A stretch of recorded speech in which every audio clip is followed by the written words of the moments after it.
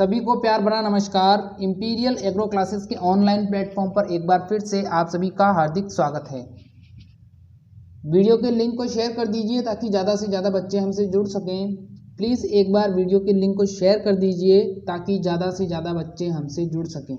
फिर शुरू करेंगे हमारा रोमांचक सफ़र। जो बच्चे आज पहली बार हमारी क्लास में आए हैं उनसे मैं कहना चाहूँगा, प्लीज़ चैनल सब्सक्राइब करके बेल आइकन को प्रेस कर लीजिए ताकि भविष्य में आने वाली वीडियोस के नोटिफिकेशन आपको समय समय पर मिलते रहें। आपका जेट का जो एग्ज़ाम है वो अगले माह यानी कि सितंबर में होने वाला है, पूरी उसकी संभावना है। तो अपनी तैयारी को बनाए रखें, अपनी तैयारी को और मजबूत करें, ज़्यादा से ज़्यादा रिवीजन करने की कोशिश करें और जो अब तक नहीं पढ़ा है आपने उसमें बिल्कुल भी ना उलझें, क्योंकि जो अब तक नहीं पढ़ा वो आगे पढ़ने से अब कोई फ़ायदा नहीं है। अब नया पढ़ने का समय नहीं है, अब तो सिर्फ और सिर्फ रिवीजन करने का समय है।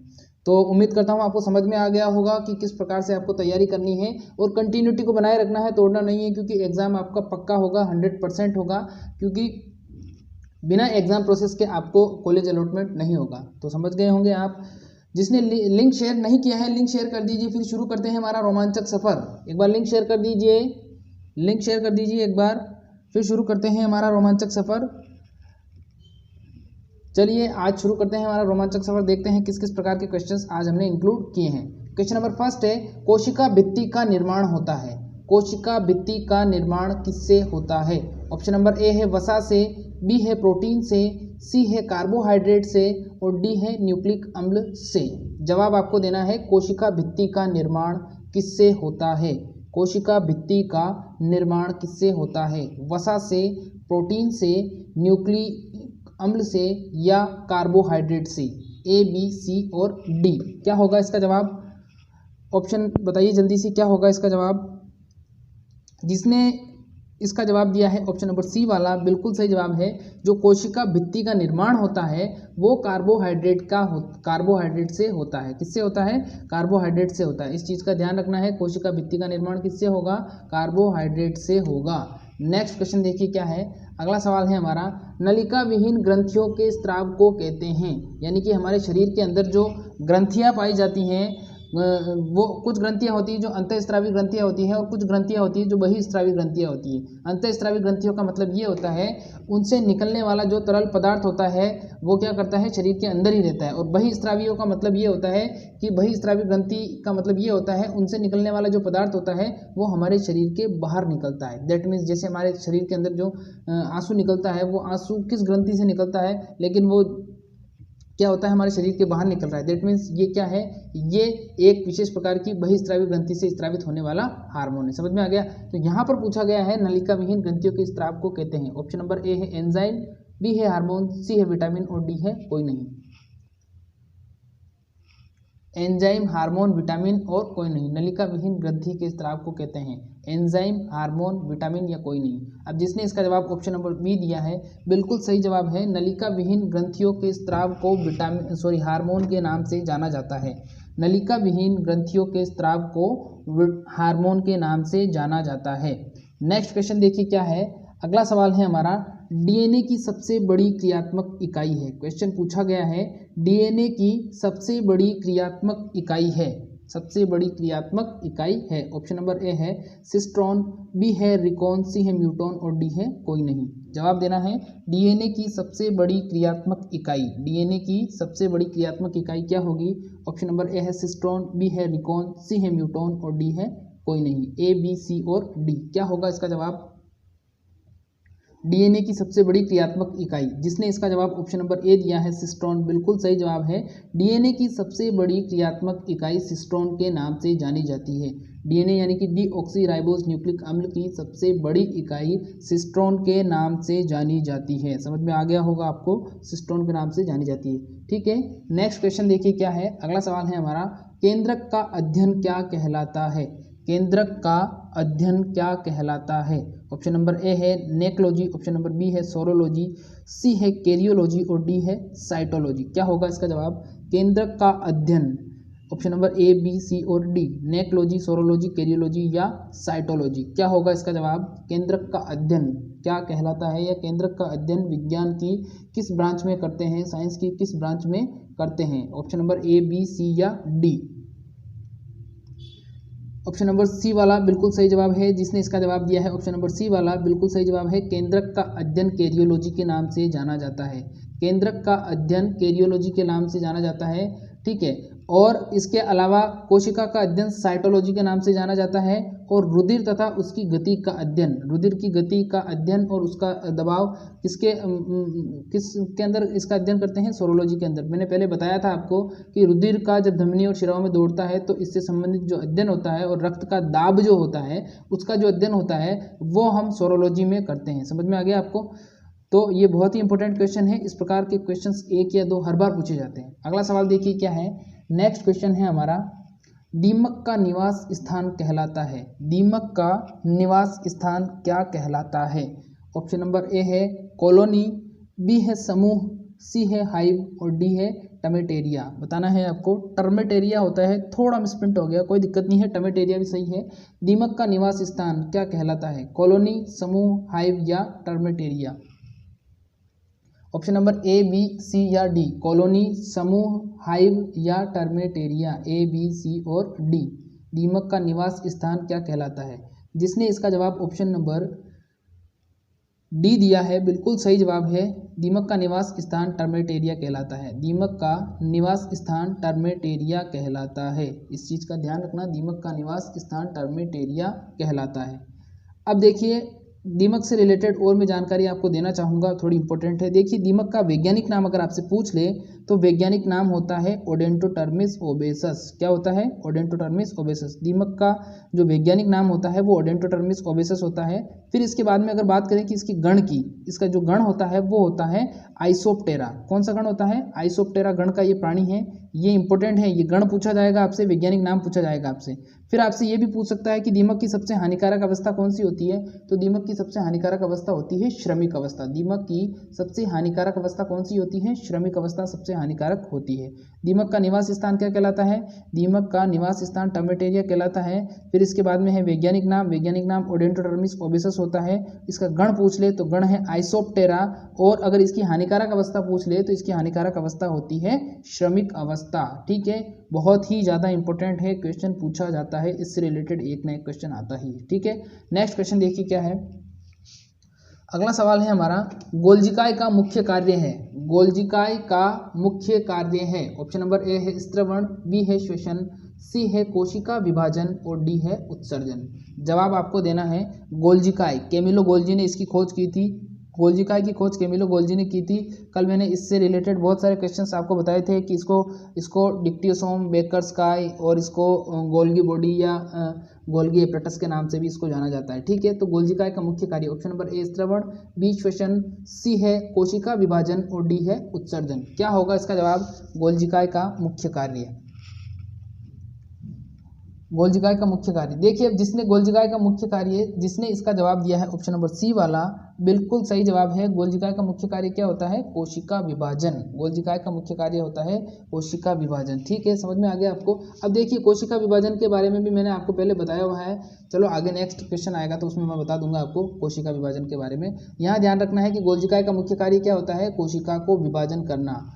अगला सवाल देखिए क्या है। नेक्स्ट क्वेश्चन है हमारा, वसा संचय करने वाले लवकों को कहते हैं। क्वेश्चन क्या है? वसा संचय करने वाले लवकों को कहते हैं। ऑप्शन नंबर ए है एडियोप्लास्ट, बी है इलियोप्लास्ट, सी है क्रोमोप्लास्ट और डी है क्लोरोप्लास्ट। जवाब देना है, क्या होगा इसका जवाब? वसा संचय करने वाले लवक, वसा या फैट को जो स्टोर करते हैं उसको संग्रहित या संचय करने वाले लवक को क्या कहते हैं? एडियोप्लास्ट, elaioplast, chromoplast, chloroplast. Option number A, B, C या डी। क्या होगा इसका जवाब? वसा संचय करने वाले लवक। जिसने इसका जवाब दिया है ऑप्शन नंबर बी वाला इलियोप्लास्ट बिल्कुल सही जवाब है। वसा संचय करने वाले लवकों को इलियोप्लास्ट के नाम से जाना जाता है। किस नाम से जाना जाता है? इलियोप्लास्ट के नाम से जाना जाता है। और जो फैट को स्टोर करते हैं या वसा को संचय करते हैं वो इलियोप्लास्ट क्या कहलाते हैं? लवक कहलाते हैं। लवक, इलियोप्लास्ट लवक कहलाते हैं। क्लियर है इतना? अगला सवाल देखिए क्या है। नेक्स्ट क्वेश्चन है हमारा, डीएनए का सबसे छोटा भाग जिसमें उत्परिवर्तन होता है। डीएनए का सबसे छोटा भाग जिसमें उत्परिवर्तन होता है। ऑप्शन नंबर ए है सिस्ट्रोन, बी है रेकॉन, सी है म्यूटोन और ऑप्शन नंबर डी है कोई नहीं। डीएनए का सबसे छोटा भाग जिसमें उत्परिवर्तन होता है, डीएनए का सबसे छोटा भाग जिसमें उत्परिवर्तन होता है क्या कहलाता है? सिस्ट्रॉन, रेकॉन, म्यूटोन या कोई नहीं। Option number A, B, C या डी। डीएनए का सबसे छोटा भाग जिसमें उत्परिवर्तन होता है, सिस्ट्रॉन, रेकॉन, म्यूटोन या कोई नहीं। अब देखिए जिसने इसका जवाब, थोड़ा इंपॉर्टेंट क्वेश्चन है, ध्यान से देखिए क्वेश्चन। जिसने इसका जवाब दिया है ऑप्शन नंबर ए वाला, उनका गलत है, और जिसने सी जवाब दिया है बिल्कुल सही जवाब है। देखिए डीएनए जो होता है उसमें विभिन्न प्रकार की इकाइयाँ होती है। अगर डीएनए की क्रियात्मक इकाई आपसे पूछा जाता है कि डीएनए की सबसे बड़ी क्रियात्मक इकाई कौन सी है, तो आपको जवाब देना है सिस्ट्रॉन। लेकिन अगर आपसे पूछा जाता है कि डीएनए का सबसे छोटा भाग जिसमें उत्परिवर्तन होता है, तो फिर इसका जवाब आपको देना है ऑप्शन नंबर सी वाला म्यूटोन। ठीक है, समझ में आ गया? तो ऑप्शन सी म्यूटोन बिल्कुल सही जवाब हो जाएगा। डीएनए का सबसे छोटा भाग जिसमें उत्परिवर्तन होता है म्यूटोन कहलाता है। क्या कहलाता है? म्यूटोन कहलाता है। ठीक है, नेक्स्ट क्वेश्चन देखिए क्या है। अगला सवाल है हमारा, निम्न में से कौन से तत्व की सूक्ष्म मात्रा में आवश्यकता होती है? क्वेश्चन को ध्यान से समझ लीजिए। क्वेश्चन पूछ रहा है कि निम्न में से कौन से तत्व की सूक्ष्म मात्रा में आवश्यकता होती है। चाहे आप पौधों की बात कर लो या चाहे आप मनुष्य शरीर की बात कर लो, दोनों के ही संदर्भ में ये सवाल बिल्कुल ठीक बैठेगा। जवाब आपको देना है कि निम्न में से कौन से तत्व की सूक्ष्म मात्रा में आवश्यकता होती है। ऑप्शन नंबर ए है मैग्नीज, बी लोहा, सी आयोडीन और ऑप्शन नंबर डी उपरोक्त सभी। कौन सा तत्व है जिसकी सूक्ष्म मात्रा में आवश्यकता होती है? मैग्नीज, लोहा, आयोडीन या उपरोक्त सभी? ए, बी, सी या डी। निम्न में से कौन से तत्व की सूक्ष्म मात्रा में आवश्यकता होती है? मैग्नीज, लोहा, आयोडीन या उपरोक्त सभी?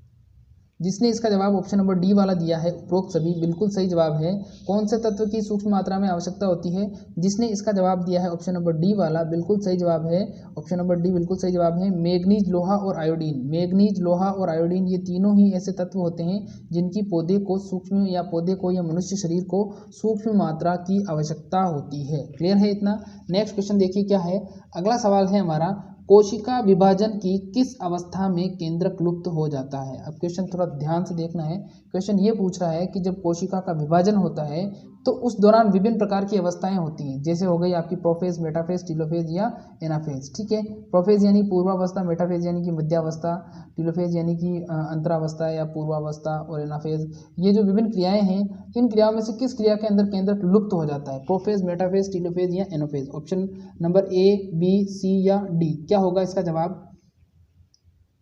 जवाब आपको देना है, ये बहुत ही इंपॉर्टेंट क्वेश्चन है, बार बार पूछा जाता है। जिसने इसका जवाब दिया है प्रोफेज, बिल्कुल सही जवाब है। प्रोफेज के अंदर भी फिर अलग से अवस्थाएं होती है, प्रोफेज फर्स्ट, प्रोफेज सेकंड, ऐसे अवस्थाएं होती हैं। उसके बारे में कभी डिटेल में अपन कभी और करेंगे। तो कोशिका विभाजन की किस अवस्था में केंद्रक लुप्त हो जाता है?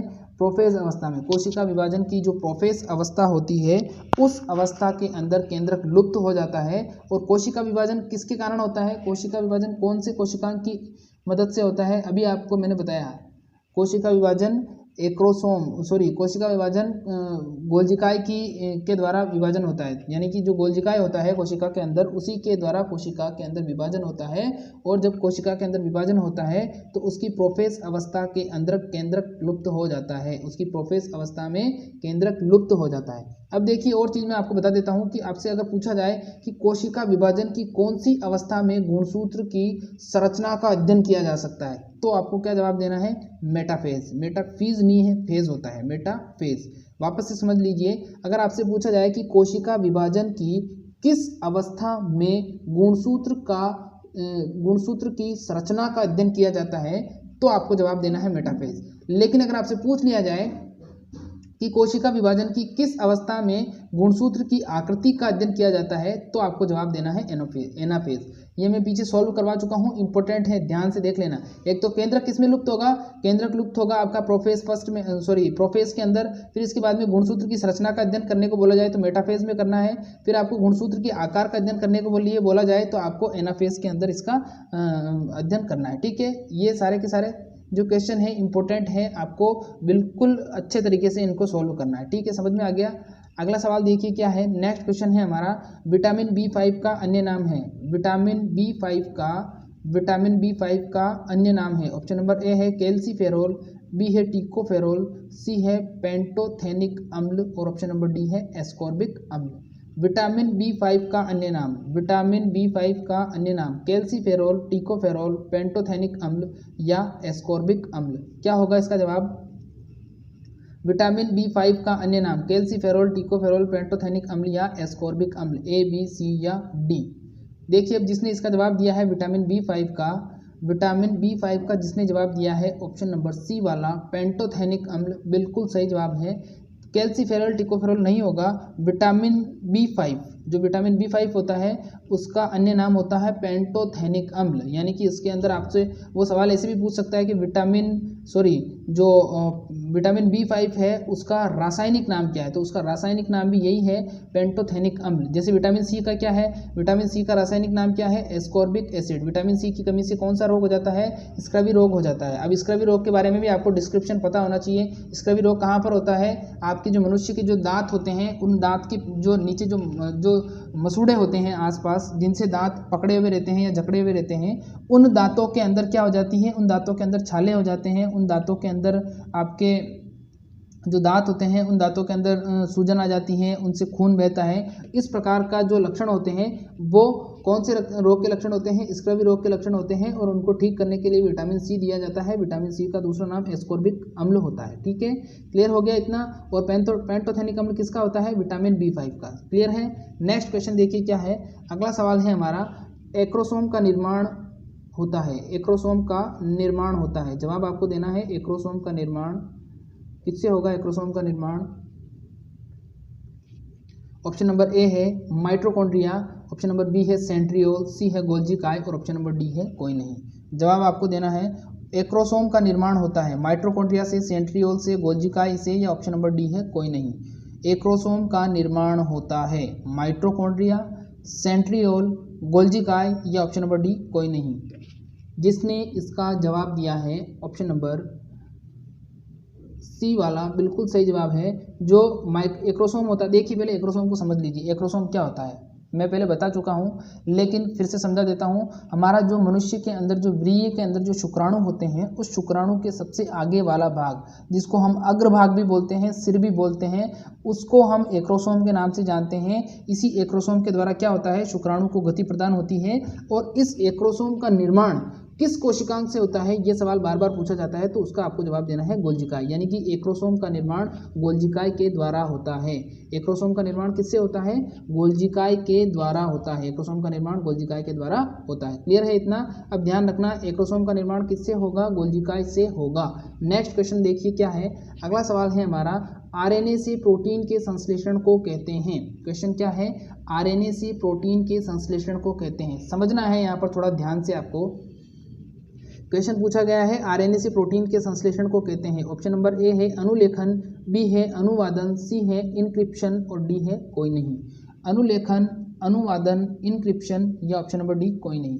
आरएनए से प्रोटीन के संश्लेषण को, आरएनए से प्रोटीन के संश्लेषण को क्या कहते हैं, अनुलेखन, अनुवादन, एनक्रिप्शन या ऑप्शन नंबर डी है कोई नहीं। क्या होगा इसका जवाब, जिसने इसका जवाब दिया है ऑप्शन नंबर बी वाला बिल्कुल सही जवाब है। आरएनए से प्रोटीन के संश्लेषण को अनुवादन के नाम से जाना जाता है। किस नाम से जाना जाता है, अनुवादन के नाम से जाना जाता है। क्वेश्चन को ध्यान से समझ लीजिए क्योंकि कंफ्यूज आप कहाँ पर होगे, अनुवादन और अनुलेखन में होगे। अब अनुलेखन भी समझ लीजिए क्या होता है। अनुलेखन का मतलब होता है डीएनए से एमआरएनए का निर्माण।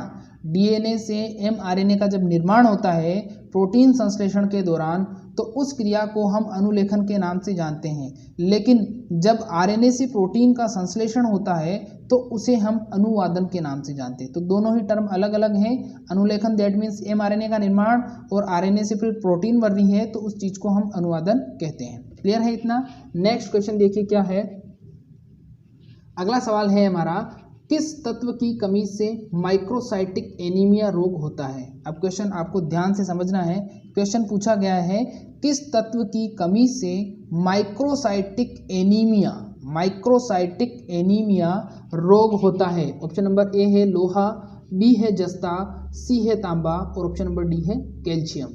बताइए जल्दी से, किस तत्व की कमी से माइक्रोसाइटिक एनीमिया रोग होता है। लोहा, जस्ता, तांबा और कैल्शियम। किस तत्व की कमी से माइक्रोसाइटिक एनीमिया रोग होता है? लोहा, जस्ता, तांबा और कैल्शियम।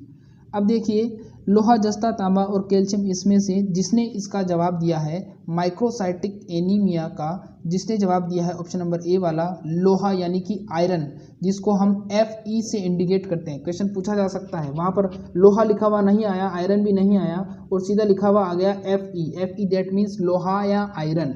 ठीक है, तो ये क्या होता है? माइक्रोसाइटिक एनीमिया जो होता है वो लोह तत्व की कमी से होता है। अब इसको समझ लीजिए कि माइक्रोसाइटिक एनीमिया क्या होता है। अगर आपको माइक्रोसाइटिक एनीमिया को सही मैं आसान भाषा में समझाऊं तो इसका मतलब होता है खून की कमी होना। मनुष्य शरीर में जब खून की कमी हो जाती है या रक्त अल्पता, इसको रक्त अल्पता भी बोलते हैं, यानी कि रक्त की अल्प मात्रा का हो जाना, तो रक्त अल्पता या माइक्रोसाइटिक एनीमिया या खून की कमी तीनों एक ही चीज़ है और ये होती हैं लोह तत्व की कमी के कारण। किसके कारण होती हैं? लोह तत्व की कमी के कारण होती हैं। बहुत ही इंपॉर्टेंट है, ध्यान रखना आ सकता है। नेक्स्ट क्वेश्चन देखिए क्या है। अगला सवाल है, थायरोक्सिन हार्मोन के निर्माण में सहायक पोषक तत्व है। क्वेश्चन पूछा गया है, थायरोक्सिन हार्मोन के निर्माण में सहायक पोषक तत्व है। ऑप्शन नंबर ए है फास्फोरस, बी है आयोडीन, सी है तांबा और डी है कैल्शियम। जवाब देना है, थायरोक्सिन हार्मोन के निर्माण में सहायक पोषक तत्व है। थायरोक्सिन हार्मोन के निर्माण में सहायक पोषक तत्व है फास्फोरस, आयोडीन, तांबा और calcium. Option number A, B, C या डी, थायरोक्सिन हार्मोन के निर्माण में सहायक पोषक तत्व। जिसने, अब देखिए, जिसने इसका जवाब ऑप्शन नंबर बी वाला दिया है बिल्कुल सही जवाब है। थायरोक्सिन हार्मोन के निर्माण में सहायक पोषक तत्व कौन सा है? थायरोक्सिन हार्मोन के निर्माण में सहायक पोषक तत्व आयोडीन। कौन सा है? आयोडीन है। आयोडीन जो है उस तत्व की कमी होने पर थायरोक्सिन हार्मोन का निर्माण होना कम हो जाएगा और उस स्थिति में क्या हो जाएगा, जो थायरोक्सिन ग्रंथि है या थायराइड ग्रंथि है उसका आकार ज़रूरत से ज़्यादा बढ़ने लगता है। उस कंडीशन में क्या हो जाता है, उसको गलगंड रोग या गोइटर रोग हो जाता है। ये हमें आगे आपको और अच्छे तरीके से बता दूंगा मैं। ठीक है, नेक्स्ट क्वेश्चन देखिए क्या है। इसका आंसर मैं बता चुका हूँ, आयोडीन होगा। ठीक है, थायरोक्सिन हार्मोन के निर्माण में सहायक पोषक तत्व कौन सा होगा? आयोडीन। नेक्स्ट क्वेश्चन देखिए क्या है। अगला सवाल है हमारा, निम्न में से कौन सा पोषक तत्व या कौन सा तत्व शरीर की वृद्धि और मरम्मत करता है? पोषक तत्व तो नहीं कह सकते लेकिन तत्व कह सकते हैं कि निम्न में से कौन सा तत्व शरीर की वृद्धि और मरम्मत करता है। अब देखिए इसमें क्या है। ऑप्शन नंबर ए है खनिज लवण, बी है कार्बोहाइड्रेट, सी है वसा और डी है प्रोटीन। ए, बी, सी और डी, निम्न में से कौन सा तत्व शरीर की वृद्धि और मरम्मत करता है? खनिज लवण, कार्बोहाइड्रेट, वसा और प्रोटीन। कौन सा तत्व शरीर की वृद्धि और मरम्मत करता है? खनिज लवण, कार्बोहाइड्रेट, वसा और प्रोटीन। अब देखिए जिसने इसका जवाब दिया है ऑप्शन नंबर डी वाला प्रोटीन, बिल्कुल सही जवाब है। निम्न में से कौन सा तत्व शरीर की वृद्धि और मरम्मत करता है? प्रोटीन करता है। अब थोड़ी सी आपको बेसिक चीज़ समझाऊंगा एक। देखिए कुछ बच्चे ऐसे होते हैं जो मतलब कुछ बच्चे या कुछ लोग या आम हमारे जो आसपास का जो हमारा सोसाइटी है, समाज है, उसमें कुछ बच्चे जिम जाते हैं। तो वो जिम जाते हैं तो जब वो दुबले पतले होते हैं तो वो जिम जाते हैं। जिम जाने के दौरान क्या करते हैं, वो जिम के अंदर बहुत सारी एक्सरसाइज करते हैं। तो उस दौरान क्या होता है, उस दौरान उनका शरीर बनता नहीं है, फूलता नहीं है। उस जिम करने से उनके शरीर के अंदर की जो प्रोटीन होती है वो टूटना चालू हो जाती है। मसल्स जो होती हैं वो टूटना चालू हो जाती है। मतलब क्या हो जाती है, मसल्स टूट जाती है। टूटने के बाद फिर हम क्या करते हैं, फिर हमारे शरीर को हम प्रोटीन देते हैं, बहुत ज़्यादा मात्रा में प्रोटीन देते हैं। और उस दौरान क्या होता है, नई मसल्स बनना चालू होती है और हमारा जो शरीर है वो शेप लेना यानी कि आकार लेना चालू हो जाता है। इसीलिए जो भी बच्चा, जो भी कोई वहाँ पर जाता है, जिम के अंदर जाता है, तो उसे प्रोटीन शेक पीने की सलाह दी जाती है। क्यों दी जाती है? क्योंकि जब वो जिम में जाएगा, हार्ड वर्क करेगा, तो उसके शरीर की जो मसल्स हैं जो प्रोटीन के द्वारा बनी हुई होती है वो टूटेगी, वो डिस्ट्रॉय होगी, ख़त्म होगी, नष्ट होगी। तो फिर से उन्हें बनाने के लिए और एक सही शेप में बनाने के लिए प्रोटीन दिया जाता है। फिर शरीर के अंदर प्रोटीन जाता है और जिस प्रकार की हम जिम के अंदर जिस प्रकार की हम एक्सरसाइज करते हैं उसी प्रकार से उसी आकार में हमारा शरीर ढलने लगता है, क्योंकि प्रोटीन उसी शेप में जाके जमा होता है और हमारी मसल्स का निर्माण करता है। तो समझ में आ गया। अब अगर आप जिम जाते हो और सिर्फ आप एक्सरसाइज करते हो और प्रोटीन शेक नहीं लेते हो तो आपके शरीर को सिर्फ नुकसान होगा, उससे आपको कोई फ़ायदा नहीं होगा। लेकिन अगर आप जिम जाते हो और जिम जाने के बाद में आप वहाँ पर हार्डवर्क करते हो, फिर आपकी मसल्स टूटती है, फिर इसके बाद में आप अच्छा सा प्रोटीन शेक लेते हो या प्रोटीन की डाइट लेते हो, तो आपका शरीर जल्दी से ग्रो होगा और आपके शरीर का जो शेप है वो बहुत ही जल्दी शेप में ढलने लगेगा। तो बेसिक कॉन्सेप्ट था, बताना जरूरी था। अगला क्वेश्चन देखिए क्या है। नेक्स्ट क्वेश्चन है हमारा, निम्न में से कौन से तत्व की कमी से रिकेट्स रोग होता है। क्वेश्चन पूछा गया है, निम्न में से कौन से तत्व की कमी से रिकेट्स रोग होता है। कौन से तत्व की कमी से रिकेट्स रोग होता है। ऑप्शन नंबर ए है vitamin A, option number B है विटामिन बी, विटामिन सी या विटामिन डी। क्या होगा इसका जवाब, vitamin A B C D. निम्न में से किस तत्व की कमी से रिकेट्स रोग होता है। Vitamin A B C D. किस तत्व की कमी से रिकेट्स रोग होता है। किस तत्व की कमी से रिकेट्स रोग होता है। Vitamin A B C D. किस तत्व की कमी से रिकेट्स रोग होता है। विटामिन ए बी सी और डी। जिसने इसका जवाब दिया है विटामिन, देखिए जिसने इसका जवाब दिया है ऑप्शन नंबर डी वाला बिल्कुल सही जवाब है। निम्न में से किस तत्व की कमी से रिकेट्स रोग होता है। Vitamin D. विटामिन डी की कमी से रिकेट्स रोग हो जाता है। विटामिन डी की कमी से रिकेट्स रोग हो जाता है। अब कभी कभी क्वेश्चन ये भी पूछ लिया जाता है कि रिकेट्स रोग किसकी कमी से होता है, और वहाँ आपको ऑप्शन में विटामिन डी नहीं देता है, वो आपको दे देता है सीधा सीधा उस केमिकल का नाम। तो उस केमिकल का नाम क्या है, कैल्सीफेरोल। कैल्सीफेरोल को विटामिन डी के नाम से जाना जाता है। कैल्सीफेरोल को विटामिन डी के नाम से जाना जाता है। तो निम्न में से कौन सा तत्व की कमी से रिकेट्स रोग होता है। विटामिन डी की कमी से कैल्सीफेरोल विटामिन डी या कैल्सीफेरोल की कमी से रिकेट्स रोग हो जाता है, जो हड्डियों से संबंधित रोग होता है। क्लियर है इतना। नेक्स्ट देखिए क्या है, अगला सवाल है हमारा, निम्न में से कौन सा नॉन प्रोटीन एंजाइम है। क्वेश्चन क्या है, निम्न में से कौन सा नॉन प्रोटीन एंजाइम है। यानी कि यहाँ पर यह पूछा गया है कि इनमें से नीचे जो आपके पास ऑप्शन दिए गए हैं जाइमेज, यूरिएज, राइबोजाइम या माल्टोज, इनमें से ऐसा कौन सा एंजाइम है जिसमें प्रोटीन उपस्थित नहीं होती है। जिसमें प्रोटीन उपस्थित नहीं होती है। Option number A, B, C या डी। जाइमेज, यूरिएज, राइबोजाइम या माल्टोज बताना है आपको। निम्न में से कौन सा नॉन प्रोटीन एंजाइम है। जाइमेज, यूरिएज, राइबोजाइम या माल्टोज। अब देखिए जिसने इसका जवाब ऑप्शन नंबर सी वाला दिया है राइबोजाइम, बिल्कुल सही जवाब है। निम्न में से कौन सा नॉन प्रोटीन एंजाइम है। राइबोजाइम एक नॉन प्रोटीन एंजाइम है। राइबोजाइम क्या है, एक नॉन प्रोटीन एंजाइम है। इसके अंदर प्रोटीन नहीं पाई जाती है। और ये सवाल अक्सर पूछा जाता है, कि प्रोटीन रहित एंजाइम कौन सा है, या प्रोटीन लेस एंजाइम कौन सा है, या नॉन प्रोटीन एंजाइम कौन सा है। तो जवाब आपको देना है राइबोजाइम ही नॉन प्रोटीन एंजाइम के नाम से जाना जाता है। क्लियर है इतना। अगला सवाल देखिए क्या है। नेक्स्ट क्वेश्चन है हमारा, कौन सा कोशिकांग कोशिका का नियंत्रण केंद्र कहलाता है। कौन सा कोशिकांग कोशिका का नियंत्रण केंद्र, यानी कि जो उस पर कंट्रोल करता है। कंट्रोल ऑर्गन पूछ रहा है या कंट्रोल यूनिट पूछ रहा है, उसकी कंट्रोल यूनिट पूछ रहा है इसकी। कौन सा कोशिकांग कोशिका का नियंत्रण केंद्र कहलाता है। ऑप्शन नंबर ए है केंद्रक, बी है राइबोसोम, सी है माइटोकॉन्ड्रिया और डी है केंद्रिका। कौन सा कोशिकांग कोशिका का नियंत्रण केंद्र कहलाता है। कौन सा कोशिकांग कोशिका का नियंत्रण केंद्र कहलाता है। केंद्रक, राइबोसोम, माइटोकॉन्ड्रिया या फिर केंद्रिका। Option number A, B, C या फिर डी। क्या होगा इसका जवाब, केंद्रक, राइबोसोम, माइटोकॉन्ड्रिया, केंद्रिका।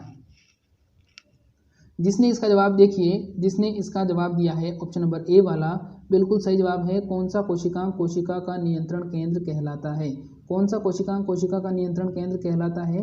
केंद्रक। ऑप्शन नंबर ए जिसने जवाब दिया है केंद्रक कोशिका का नियंत्रण केंद्र कहलाता है। कोशिका पर जो नियंत्रण करने का कार्य करता है वो केंद्रक के द्वारा किया जाता है। क्लियर है इतना।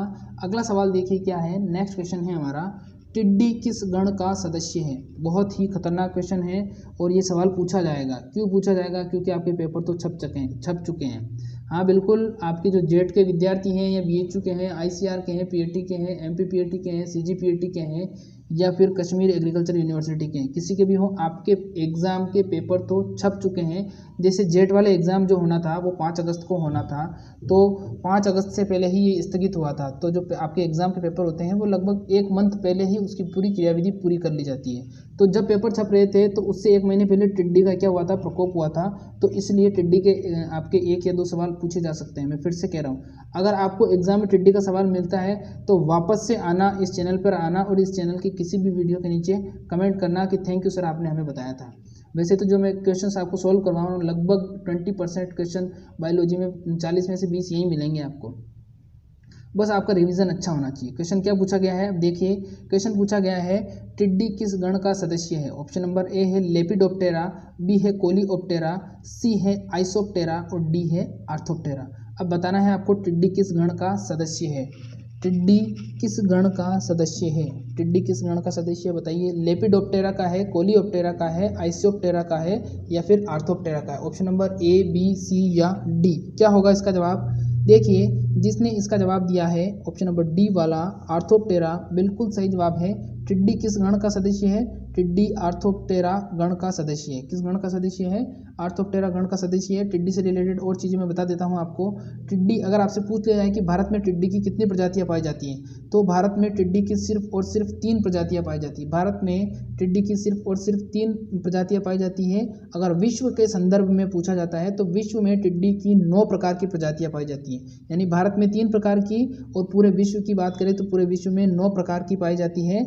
और अगर पूछ ले कि रेगिस्तानी टिड्डी का वैज्ञानिक नाम क्या है, क्योंकि अभी रेगिस्तानी टिड्डी का अटैक हुआ था तो वो आपसे पूछेगा कि रेगिस्तानी टिड्डी का वैज्ञानिक नाम क्या है, तो उसका जवाब आपको देना है सिस्टोसर्का गिगेरेरिया।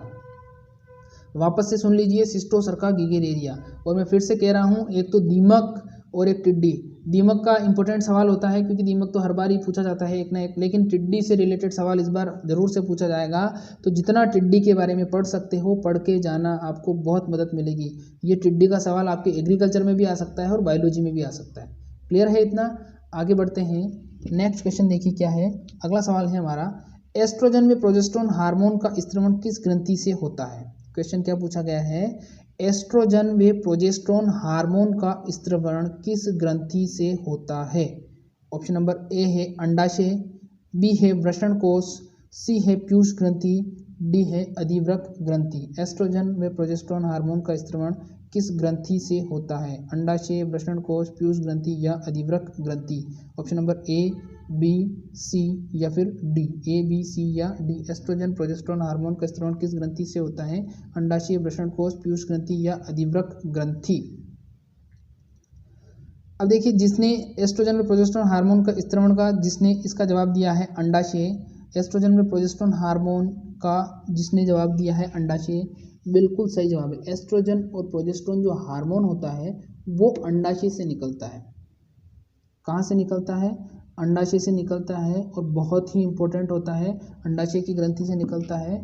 इस चीज़ का ध्यान रखें। अंडाशय कहाँ होते हैं, अंडाशय होते हैं महिला के शरीर में, जहाँ पर अंडा होता है या महिला के अंडे बनते हैं, विकास होता है, निर्माण होता है या वहाँ पर सुरक्षित रहते हैं, तो वहीं वो अंडाशय ग्रंथि होती है और वहाँ से एस्ट्रोजन और प्रोजेस्टेरोन हार्मोन का स्त्रवण होता है। ऑप्शन नंबर ए वाला इसका जवाब सही हो जाएगा। ठीक है, नेक्स्ट क्वेश्चन देखिए क्या है। अगला सवाल है हमारा, सेंट्रोसोम शब्द का प्रयोग सबसे पहले किसने किया था। क्वेश्चन क्या है, सेंट्रोसोम शब्द का प्रयोग सबसे पहले किसने किया था। ऑप्शन नंबर ए है पोर्टर ने, बी है हिकल ने, सी है मेयर ने और ऑप्शन नंबर डी है टी बोवेरी। सेंट्रोसोम शब्द का प्रयोग सबसे पहले किसने किया था, पोर्टर ने, हिकल ने, मेयर ने या टी बोवेरी ने।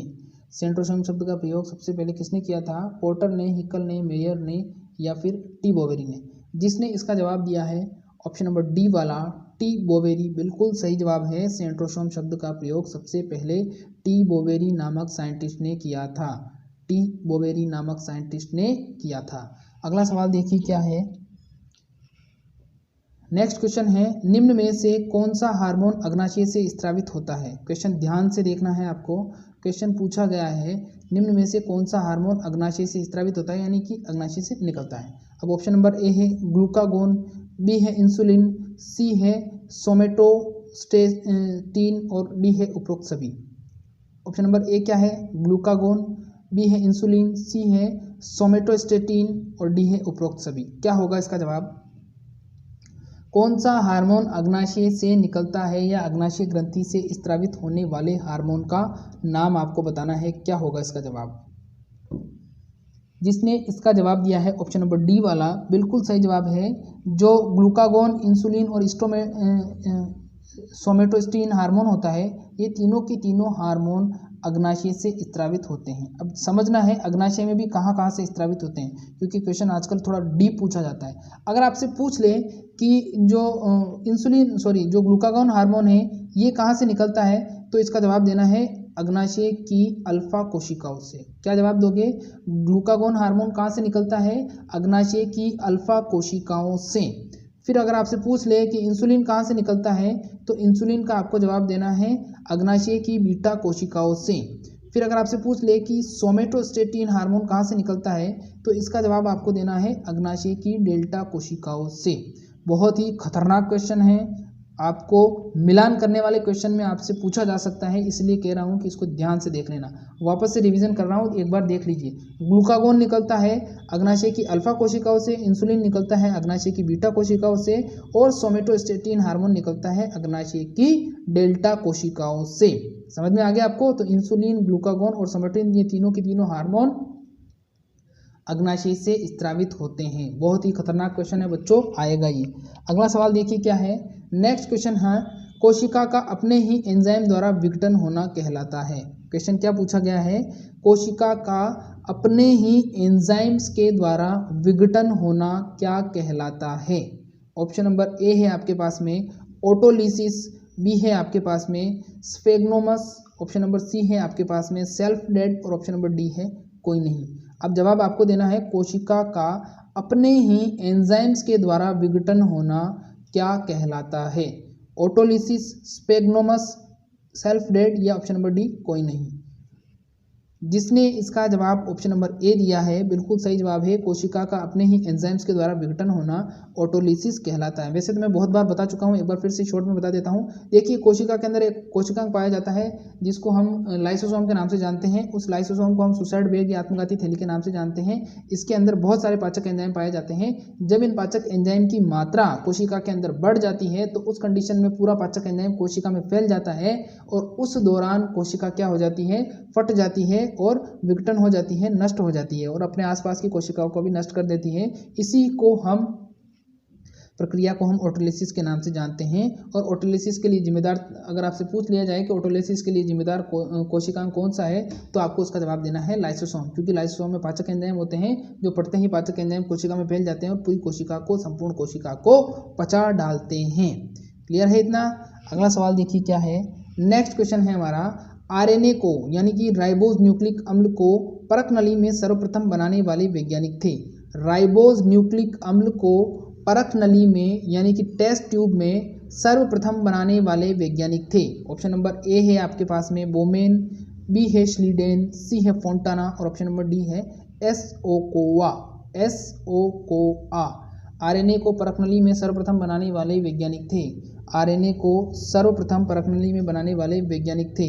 ऑप्शन नंबर डी जिसने जवाब दिया है एसओकोआ बिल्कुल सही जवाब है। जो एसओकोआ नामक साइंटिस्ट थे, उन्होंने ही सबसे पहले आरएनए का संश्लेषण किया था टेस्ट ट्यूब के अंदर। तो आरएनए का संश्लेषण टेस्ट ट्यूब के अंदर करने का श्रेय किसको जाता है?